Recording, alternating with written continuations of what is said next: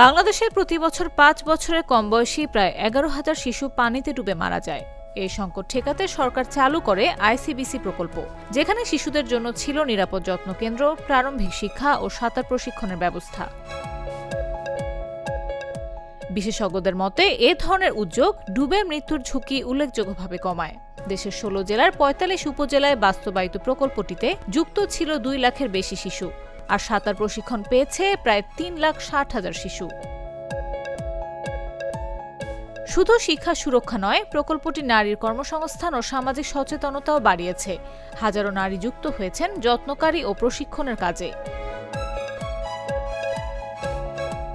নরসিংদীর মনোহরদীর একটি শিশু যত্ন কেন্দ্র। প্রকল্পের মেয়াদ শেষ হলেও স্থানীয়দের উদ্যোগে কোথাও কোথাও এখনো চালু আছে কেন্দ্রগুলো। দেয়ালে বর্ণমালা, ছবি, শিশুদের আঁকিবুকি, খেলতে খেলতে শেখে শিশুরা, আর নিশ্চিন্তে কাজ করতে পারেন অভিভাবকরা। প্রকল্প সংশ্লিষ্টরা বলছেন, শিশুদের নিরাপদ রাখার পাশাপাশি তাদের ভাষা, বুদ্ধি, সামাজিকতা ও মানসিক বিকাশেও বড় ভূমিকা রাখছে এসব কেন্দ্র।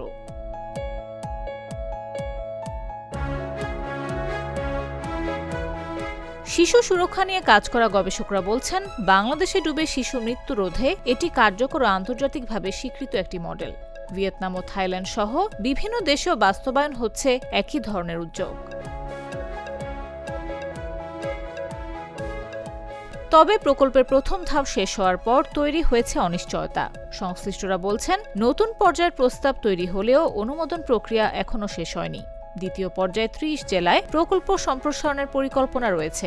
আওতায় আসবে ১০ লাখ শিশু। ডুবে মৃত্যু রোধে কার্যকর প্রমাণিত এই উদ্যোগের ধারাবাহিকতা বজায় থাকবে কিনা এখন সেটি বড় প্রশ্ন, কারণ প্রতিটি বন্ধ কেন্দ্রের সঙ্গে যেন বেড়ে যায় আরেকটি শিশুর ঝুঁকি। News desk, Jago news.